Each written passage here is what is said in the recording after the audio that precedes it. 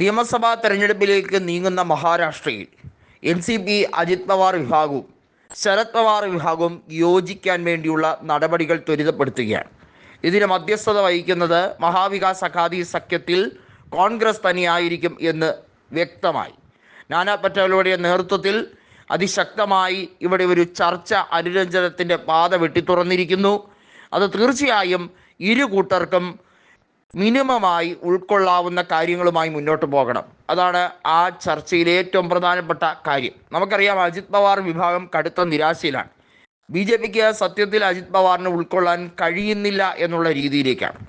BJP പാളയത്തിൽ നിന്നുകൊണ്ട് എപ്പോൾ വേണമെങ്കിലും കോൺഗ്രസിലേക്കും ഇന്ത്യ മുന്നണിയുടെ ഭാഗമാകുന്നതിലേക്കും ഒരു മടിയും കൂടാതെ തിരിച്ചു പോകും അജിത് പവാർ എന്നുള്ള കാര്യത്തിൽ ഒരു സംശയവുമില്ല.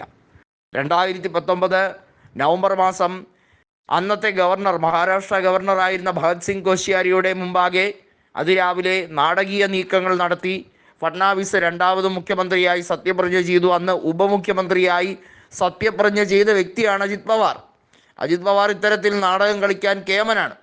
അതിനുശേഷം അദ്ദേഹം രാജിവെക്കുന്നു. അതിനുശേഷം ഫഡ്നാവിസിൻ്റെ ഒരു പ്രഖ്യാപനം വരുന്നു, അജിത് പവാറിനെ വിശ്വസിക്കാൻ കൊള്ളാത്തവനാണ് എന്നുള്ള രീതിയിൽ. അതിനുശേഷം പിന്നീട് അജിത് പവാർ മഹാവികാസ് അഘാടി സഖ്യത്തിൽ ഉദ്ധവ് താക്കറെ മുഖ്യമന്ത്രിയാകുമ്പോൾ അദ്ദേഹം ഉപമുഖ്യമന്ത്രിയാകുന്നു. ഇത്തരത്തിൽ അജിത് പവാറിൻ്റെ ജീവിതം തന്നെ ഒരു സ്ഥിരതയില്ലാത്ത രീതിയിലേക്ക് മുന്നോട്ട് പോവുകയാണ്.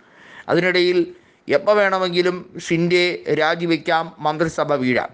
അതിന് ഒരുപാട് കാലം കാത്തിരിക്കേണ്ട കാര്യമില്ല. ഒരുപക്ഷെ തെരഞ്ഞെടുപ്പ് കൃത്യമായി പറഞ്ഞാൽ ഈ മഹാരാഷ്ട്ര നിയമസഭയുടെ കാലാവധി ഒക്ടോബർ മാസത്തോടുകൂടി തീരുമെങ്കിലും നിയമസഭാ തെരഞ്ഞെടുപ്പ് അതിനു മുമ്പേ ആകാൻ സാധ്യതയുണ്ട്. ഒരുപക്ഷെ ഓഗസ്റ്റിലേക്കോ അല്ലെങ്കിൽ സെപ്റ്റംബർ പകുതിയിലേക്കോ ആയാൽ അതിൻ്റെ നോട്ടിഫിക്കേഷൻ വന്നാൽ ഒരു സംശയമില്ല. പടിവാതിൽക്കൽ എത്തി നിൽക്കുന്ന സാഹചര്യത്തിൽ NCP അജിത് പവാർ വിഭാഗത്തിന് ലയനമല്ലാതെ മറ്റ് പോംവഴിയില്ല. യഥാർത്ഥ NCP സംരക്ഷിക്കാനും വോട്ട് പിളരാതിരിക്കണമെങ്കിലും ഈ ഒരൊറ്റ മാർഗം അവിടെ മുന്നിൽ കാണുന്നുള്ളൂ. NCP ശക്തി കേന്ദ്രങ്ങളിലെല്ലാം അജിത് പവാറിന് നഷ്ടങ്ങൾ മാത്രമാണ് ലോക്സഭയിൽ സംഭവിച്ചത്. അതോടുകൂടി അദ്ദേഹത്തിന് ഒരു കാര്യം മനസ്സിലായി, ശരത് പവാർ ഇല്ലെങ്കിൽ താൻ വെറും വട്ടപൂജ്യമാണ്, ഒരു രീതിയിലും പിടിച്ചു നിൽക്കാൻ കഴിയില്ല. മറാത്ത ജനങ്ങൾ ഒരിക്കലും അജിത് പവാറിനെ അംഗീകരിക്കില്ല.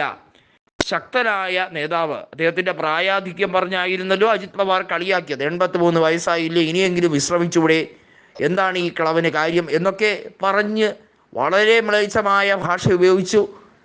എന്നിട്ടും ശരത്ചന്ദ്ര പവാറിനെ എന്തുമാത്രം ജനങ്ങൾ സ്നേഹിക്കുന്നു, മുൻ മുഖ്യമന്ത്രി കൂടിയായ അദ്ദേഹത്തിന് എത്രത്തോളം കാര്യമാണ് അവിടുത്തെ ജനങ്ങൾക്ക് എന്നുള്ളത് വ്യക്തമാക്കി കൊടുത്തിരിക്കുന്നു എന്നുള്ളതാണ് സത്യം.